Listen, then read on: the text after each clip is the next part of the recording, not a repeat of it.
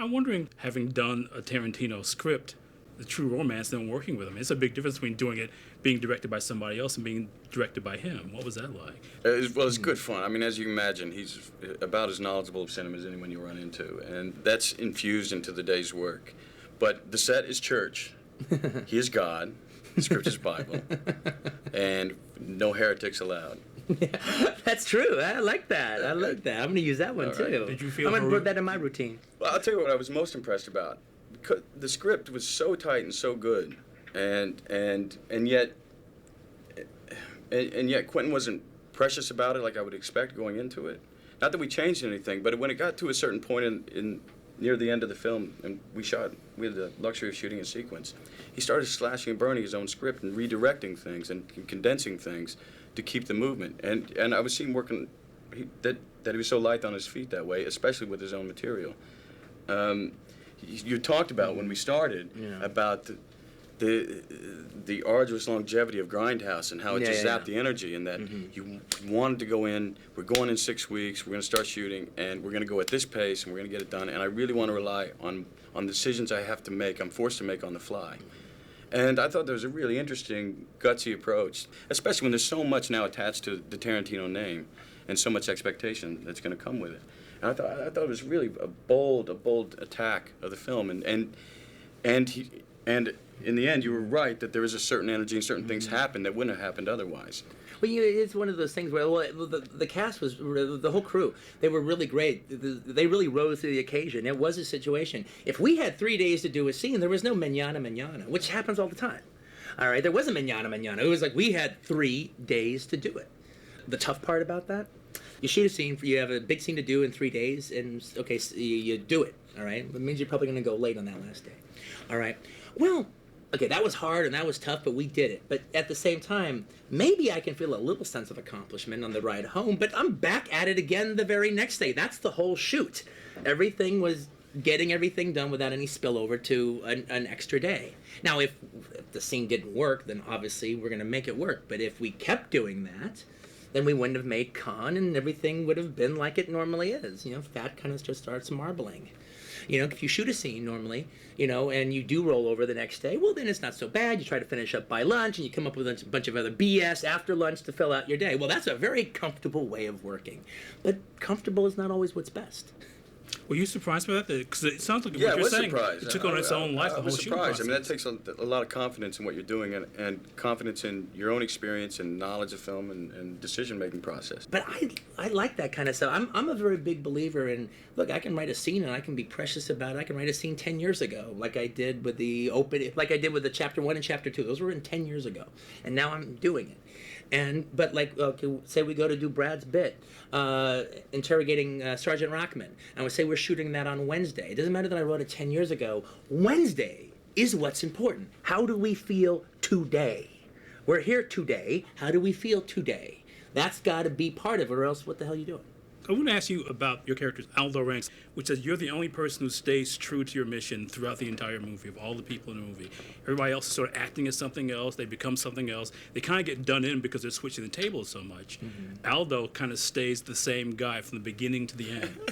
Well, you know, one of the things that's, actually Elvis brought that up because every character in this movie, with the exception of Aldo, is pretending to be people they're not, or playing a different role as far, with a Shosanna or anybody.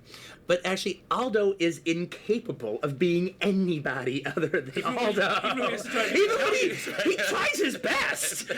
He's not throwing it away. He thinks he's doing a good job.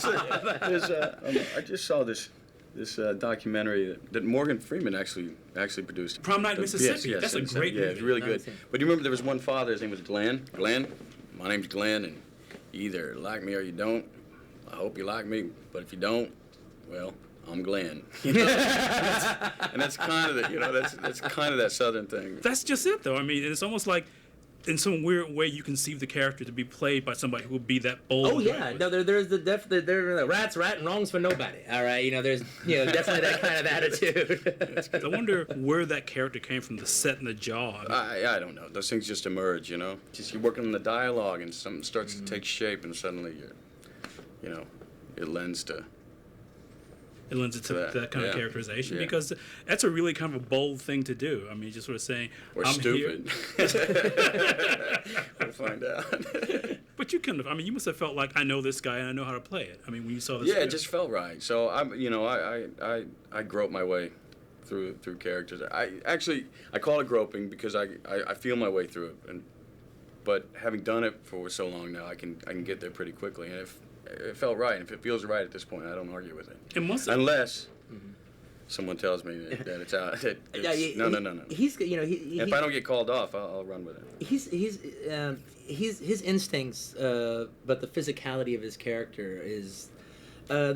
They're just right on. They're just right on. You just don't question I'm a them. dancer. I mean, but when you look, but if you look at Snatch, it's the same thing. All right, there's just this character and behavior that comes out, and that can't be written.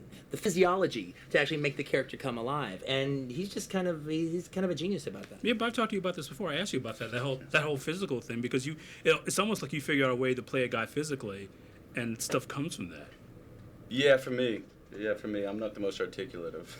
I would actually, No, it comes from the. Jesse James. It was like, that's a very physical performance, it's about demeanor more than anything else. Yeah, I mean, yeah, fair enough. Yeah, because that's a really reserved character who the world kind of comes to, and Aldo's the guy who kind of walks into a place, chests his way in. Yes, and I'm here, pay, attention will be paid, kind of thing. Yeah. Quentin wrote this part for himself, and why he handed me at the last minute in the game, I'm most appreciative. But for 8 years, nobody else is wondering why I did that, by the way. Owning this thing, because it's a gem. It's just it's a gem of a part. Because I was fascinated by it. It's like this guy who really can't be anything else. Oh, that's what it was. He's right and wrong. There's a really strong code here, and he's sending a message, and he's trying to even out the playing field, which comes from his history. Which when you get into a Quentin Tarantino movie, and you get to embrace one of the characters, you soon learn that he's got backstory since the inception of the guy. Well, you can't see the scar. He will tell you. He will tell you. Now, I love doing stuff like that. And even when I end up, I might write big scenes or something that will never see the light of day as far as the story's concerned. But once I write it, it happened. It's history. And it's just it's just more informed. I just inform it, by talking to the actors about it and everything. And we can't say what happened, how the scar came about, but he knows. I'll talk. And I know. I'll talk. But it's him bringing you the backstory instead of you bringing it yourself, basically, right? I mean, it's a kind of a turn on the table. This thing was a gift. It landed in my lap 6 weeks later. We're shooting. You don't want to change a thing. You don't. I compare it to working with a Coen Brothers script because the dialogue is so spot on, and there's a music to it that if you take one step off the trail, you just muck up the whole thing, and so you stay on course. And it was so defined and laid out that I'm going to get a lot more credit for this one than I should. Well, to throw in the Mutual Admiration Society and bring it more down to earth. All right, Actually, really. Well, I do want to say. Well, I want to say one thing because he's very generous. But one of the things that was really great about working with him on this was, the character's right there. The character's right there on the page. But unless it's perfect casting, it's going to stay on the page. It'll never be as good as it is on the page unless the casting is moi. And that was the case here. But one of the things that was so cool is Brad got to know the character so well that very rarely was it a situation, as far as like directing him, where I'm telling him to do something. It was always posed as questions. It's like, okay, Aldo could do this, and that would mean that, and he could do that, and that would mean this. What do you think? Well, you're good sending it off in another direction. Once you got one laid down, you throw something in there that sends it the other way. But there was always questions I would pose Aldo, and and your answer would be the right answer. What was one of those times that a question you posed to him, because I want to hear what that exchange was like? Well, all right, well, one of the things that one of the biggest things in the movie, one of the biggest reactions in the movie he did was completely different from how I thought it would be. Was his, not to go drastically into it, but his buongiorno. But that's about language. Yeah. And one of the I think the great moves of this film is that every nationality that's portrayed in the film is true to their language, instead of the conceit that that everyone speaks English with some accent. Yeah, right, exactly. And so Germans are speaking German and French speaking French. French, and English for English, and that's more the world. That's the world where we live in now, and much more interesting as a viewer, I feel. And and so by the same thing, the joke of the of an American's lack of learning another language, and when they do, it's. Because I wonder how you heard that in your head when you had written. Did you think that maybe he did speak some Italian? Oh, well, I figured he understood it a little bit. I mean, he could speak it a little. Well, I mean, he was in Sicily, all right, so it would make sense that he'd be able to get information across and this and that and the other. And, I can get around Germany by throwing a few words together. Having said that, though, in my mind, he pulled it off a little bit more. And then when he said it that way, it was at the script reading, and it killed. It just brought the whole. We had it was a 20-man script reading, all right, and it just brought the house down. And then after he said it, I was like, well, God, now I can't. Now you've ruined it for me. I can't hear it any other way. I don't have a choice. I have to do it that way now. Now, did you always hear it like that when you saw the script? You thought this was going to be a guy who. This is the way. But that's the thing. It? If you come from with any kind of Southern dialect, it's so hard to. It takes years to erase it in increments. So. But it's also seemed to be too about what that. It's true to form, really. Yeah. But what that. It's very it's very organic, and it just actually shows what a dumb plan it is. What were these idiots thinking? But you gotta take the shot. You gotta take the shot. Exactly. But I also seem to be about that thing. The thing they can do is that thing they do, which is to go into a room and kill everybody. Yeah. And when it comes to doing something else, I mean, they're completely out of their boathouse. Yeah. That's how it plays for that. But that also seemed to be too about what that period would have been like for an American. I mean, Americans were sort of insistent on being American. The idea of learning another language just would have been like a weird thing anyway. I mean. Well, I mean, I think one of the things that's kind of fascinating with the about the war itself. And one of the reasons I wanted to really make a big deal about language in it, it's one of those nice, it's like kind of a metaphor, and it's actually a practical, what the movie is about, too. Look, World War II was the last time a whole bunch of white people fought a whole bunch of other white people. All right, so you have a situation that if you can pull off the lingo, if you can pull off the language, you could survive in an enemy territory. You could infiltrate a different army, whether it be Germans infiltrating Americans or Germans infiltrating the Czech resistance or people infiltrating the Germans. All right, that was a possibility because of that situation, but it depended solely on language. But even just survival, people's life in Europe at that time, could live or die by them understanding German. Do this. If you don't do it, you get shot and you get kicked off in the ditch if you didn't understand the order. And that happened all the time. And that's the thing that when they leave out of the other war movies, because in Where Eagles Dare, German is English, and apparently Richard Burton and Clint Eastwood speak German so magnificently great. All they have to do is put on a costume, and they can hang out in the General's Club. All right. And I just, to me, not only do I forget about the fact I don't buy it. All right. It's also the fact that it's like you've got possibly one of the most suspenseful sequences here, but you're pissing it away by English being German. Because I wonder, too, because you were talking about the international cast. I mean, it's a great group of actors, and it must have been kind of amazing to work with those guys. Oh, man, I'm telling you, we're taking notes on this one. August Steele, which we mentioned. Yeah. Christoph Waltz, who one can. It's a fantastic role, but it took a fantastic actor to pull it off in all its incarnations. And who else? Daniel? Yeah, Daniel Brühl was born to play the role. It's just almost can't even imagine the movie without Daniel being that guy. Michael Fassbender's a find. He's going to do some really good stuff. I'll tell you what was great was seeing this film with the German audience. What was that like? It was fantastic. I think they enjoyed it more than any audience, actually. I can't imagine, actually, that screening will ever be duplicated again. There was something really special that happened that night. There was something German about. There was something a mood in the room. There's two things going on in particular, I think. One was the fact that the movie is filled with all these terrific German actors, and so there was this genuine pride, absolute pride of what was going on. Man, look at our guys, man, they're kicking truly, fucking ass. I mean, they're usually relegated to national cinema because they're stuck in the language, and here, they're on the international forum and amazing performances. As good as anything anyone's doing. But there was something else. But there was something else. This was the lightning in the bottle aspect. History. Was the fact that there was this moment in the film. Well, this as the movie's going on, at the beginning, we made a big point about. Most of the movie, it's Nazi, Nazi, Nazi. But in Aldo's speech at the beginning, it's the German will fear us, and we will do this to the German, we will do that to the German. I did look around a couple times. No, there's a moment where you're kind of cringing as you're sitting in a room full of Germans as it's going on. But you have to realize something.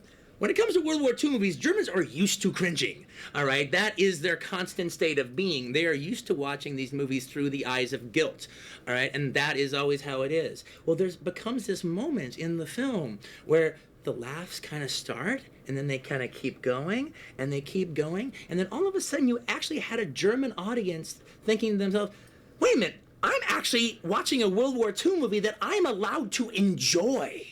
I'm actually allowed to laugh at this. I'm actually allowed to enjoy this movie. I'm actually not looking through eyes of guilt. I'm actually into this story. And it ended up being a very liberating thing for the theater. So you got to imagine you got a couple of generations that are living with the shame of their nation that they didn't have anything to do with. They were born into it, and they have to carry it in some way. I mean, if anyone has bringing down the Third Reich fantasies, it's the last couple of generations of Germans. And just even looking at the reality of it, think about any of the German actors in my movie. Almost every single one of the males, man, they've put on a Nazi uniform before. If you're a German actor, at some point in time, you're going to play a Nazi or a couple of them, or three of them, or five of them. Except for Till Except for Schweiger. Till. This was the first time he actually would put on a Nazi uniform because he knew he got to kill Nazis. When we had the read-through, it was the German actors having the most fun on it. And again, I think it's because they got to tap dance on this thing they've been carrying around, and it felt the same. It felt the same thing through the screening. One of the things I figure has got to appeal to you about this is that it's really an ensemble piece. I mean, it's absolutely an ensemble piece, yeah. And that the idea, I mean, because you've done a lot of that stuff. I think you're really great in these ensemble pieces. That you can sort of step back and realize it's got to be engaging for you to be a part of a cast and not just running the whole show or being dependent on the whole show. I do like that about. I mean, you'll see right down to the day player. Everyone's got something going on in this, and and they have their own backstory too. And Herman number 3 is good. Herman number 3. But which is not usually the case. Usually the peripheral actors are sometimes there ungloriously to support who's ever in the close-up. And there are people who make me laugh who are just there for one scene. It's really got something going on. Just great stuff. Now I forgot. I wandered off again. But you're talking about the whole ensemble aspect of it, and that's the thing that everything. Oh yes, but I'm not looking necessarily for either. It's just at the end of the day, it's most important to me the company you keep. It's about the life experience. Yeah, really. But this is, I mean, you mean when you met with him, because I remember you were going over, you were saying, I'm going to see Brad in a couple of days. What? I'm sorry, what? You doing that was what? just protocol. I was already in. Just an excuse to go to drink. Well, one of the things that was actually funny France. is, I'm not friends with that many agents, but I'm actually friends with his agent because his agent is also Uma Thurman's agent. I've known him for a long time. And I had another movie that I was thinking about Brad for, and then he was saying, no, Brad can't do it. And well, if I were just to meet him, no, I can't let you guys in the room together unless he can do it, because you guys are gonna fall in love and he can't do it, and so it's just gonna screw you guys both up. So just don't even get in the room until this relationship can happen. Did you feel the same way too? That you wanted to wait until that moment when you knew what you were gonna get? Yeah, together? but it's also selfish reasons as well, because a Tarantino character, we all want to get one of those, and there's a lot of strong actors out there, and I don't think it's about I'm going to find something for us. Mm-hmm. No, I think it's if the two shall meet, then good for both of us. Yeah. Look, it literally is a situation. If you'd asked me 3 years ago, would you like to work with Brad Pitt? I'd say, hell yeah, of course I would. But it don't work like that. It's got to be the character. As Bridget says, the fagua is the fagua. The character is the character. And the thing is, why it is special when I work with the actors that I work is it is a meeting of actor and character. And so, I want everyone to be a home run. And, frankly, I created the character, so I'm really damn precious about them. And what will happen is, I come up with a character and I think, oh, this is going to be perfect. Robert Forster would be wonderful. Well, it was wonderful. I don't have to guess. Am I going to get Robert Forster? I will probably get him unless he morally objects to the piece of material. I decide that I actually want Brad for this movie about halfway into the script. It's like my first actually start thinking about, well, who could play this character? All right, and I go, oh, well, Brad would be wonderful. So then I just keep writing, and then I'm like, okay, now I can't imagine anybody else but him. And okay, so not only is he the most in-demand dude, all right, for hillbillies, out playing there, hillbillies And stoners. and stoners. And the thing is, Actually, no. not only is he so in demand, it also is like I don't even have the situation where I can wait for him. I need to go right away, all right, and like that's just a perfect storm of no. I thought. That's right. And so literally, I called up his agent. Well, like 3 weeks away from finishing the script. I go, look, here's the deal. I want to do this. I think this would be the perfect part for Brad. I think this is the one that we should do together. Okay, tell me the bad news. Because I had to figure he had 3 movies in advance, and then he goes, "No, It don't work that way. I know that's what I clean. admired. Keep I mean, it so I clean. admire that about you. No, that's from experience. I learned because I'd stack them up, and by the time I got done with one, this thing that I'd signed up for a year ago was no longer of interest. Really, you find yourself in a different place, and you have other interests, and it's better. The work's going to be better if you. So it means you're really responding to things as they come to you. You take them as they come, yeah. And you try to create your own things too, but. And it's also the thing where it's like, well, actually, the thing is where Brad's at in his career right now is he wants to work with talented artists that stimulate him. Well, he's coming off of Terrence Malick, he's coming off the Coen brothers, he's coming off of David Fincher. Oh, that sounds great. And then he's like, and actually, he's not booked up in advance, and actually, the sooner the better would be Brad's situation right now. Daddy's got to work. But obviously, your curiosity is aroused by people like Fincher and Terry Malick. Yeah, listen. At the end of the day, it's the director's medium. It starts with the director and ends with the director. He has the ultimate stamp on the story, and we get to go so far. But one, I'm savvy enough to know if I have the opportunity, I want to put myself in those hands. But also, I'm looking for someone with an interesting point of view and a strong voice, and that certainly would sum up the man sitting to my left. Well, he was very sweet when we had our big discussion about it, about the movie, because he didn't quite know about the ending. He had questions. He had a question. All right. Yeah, absolutely, I did. But the thing about the way he prefaced it was very funny. He goes, and so no, so we hadn't talked around it. We just eventually got to the point. All right, and we already liked each other. And we were already libaced a little bit. All right, had a little rosé in us, a couple bottles. And so the question mark came.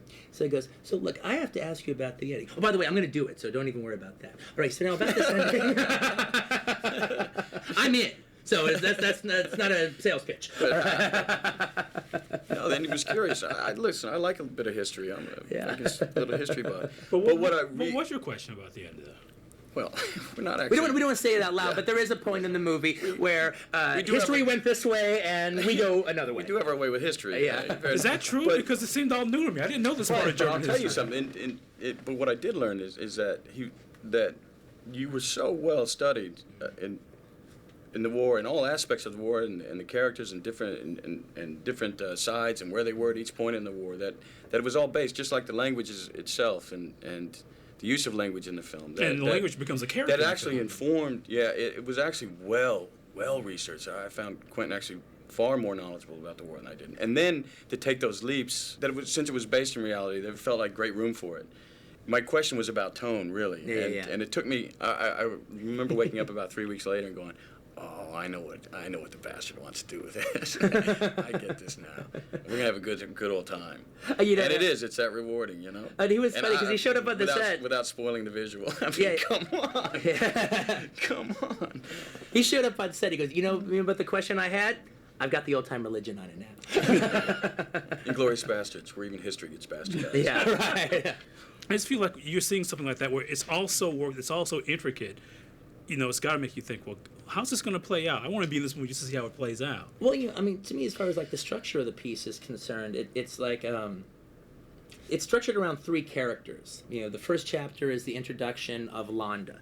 All right, the second chapter is the introduction of Aldo and the Bastards, and the third chapter is not the introduction of Shosanna, but setting her up. So they are our three lead characters, and they have three separate stories going on.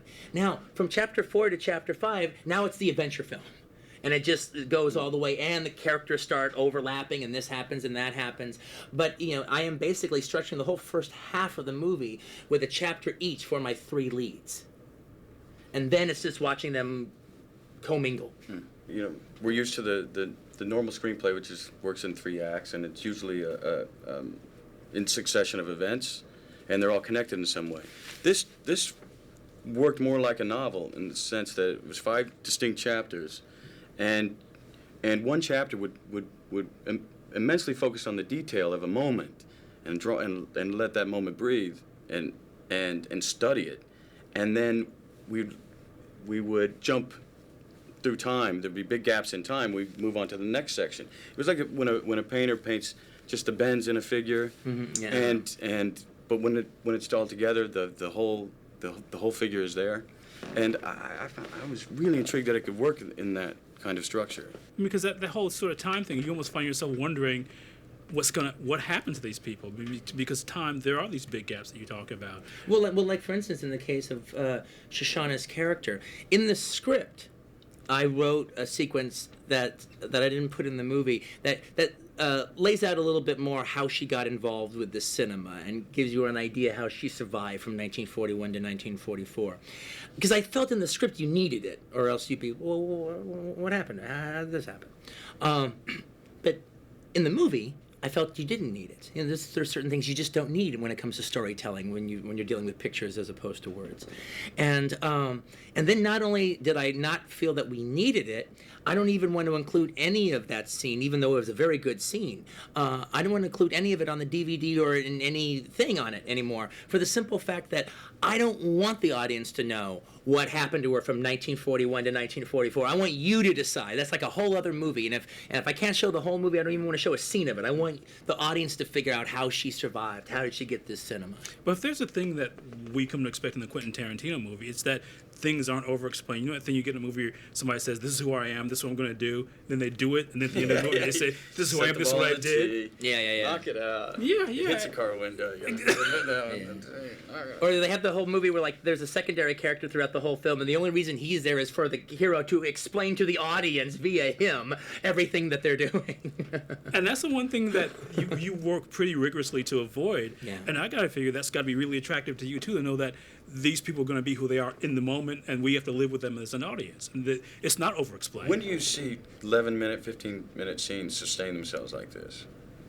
What's the longest scene in this film? Probably the opening? tavern. I would say the tavern, probably. How long?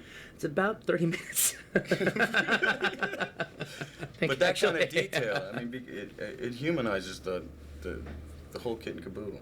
But it's all built on what's happening in that moment. Yeah. Use that word. A lot of metaphor mixing here, but that's okay. But it's that thing about living in the moment, which is so much what your movies are, about things happening at that time, and that those details you're talking about build to those moments. Well, I mean, I think there's an integrity in my work that you don't have expositional kind of stuff. And now as a writer, you do actually need to explain a few things. And so part of my plan, my method, is to bury it in so much minutia about nothing that you don't realize you're being told an important plot point until it becomes important. The few times that I actually did have to do it in this movie, because you know what? There was an aspect about making an adventure film. At a couple of times, I actually had to explain the plot a little bit to to get you to the next point. And in both of those cases, which is like the Mike Myers scene and then the scene in the vet, I'm almost doing a parody on exposition scenes. Okay, no, we are copying that this is an exposition scene, and we're gonna do a great one, but it is an exposition scene. Was that a concern of yours? Because it's a lot to take. It's a lot to take in with all the dramatic stuff that's going on. I think if you're gonna go to Nebraska, you gotta go all the way. I should go with Kit and Caboodle. I mean, you can do a whole book of these things at this point. I'm in my. He's starting to channel Aldo a little bit, all right. My country themes. But since you're talking about all this, what do you guys say when people ask you what the movie's about? I mean, what do you say? I actually loved it when you were on the Charlie Rose show about Benjamin Button, and Charlie Rose goes, "So I hear you're doing a movie about World War II." Well, it takes place during World War II. I don't know if it's necessarily about World War II. It's fair. To me, it's the cap on the Nazi-focused film. It's just to end all films. Yeah. Where else are you gonna go? That's one of the things that's one of the things that Christoph said. He goes, "I think Quentin has killed the German Nazi film for all time." Seal it, done. And that's a good place then. And now we're done. All right. Thanks, man. Thanks, mate.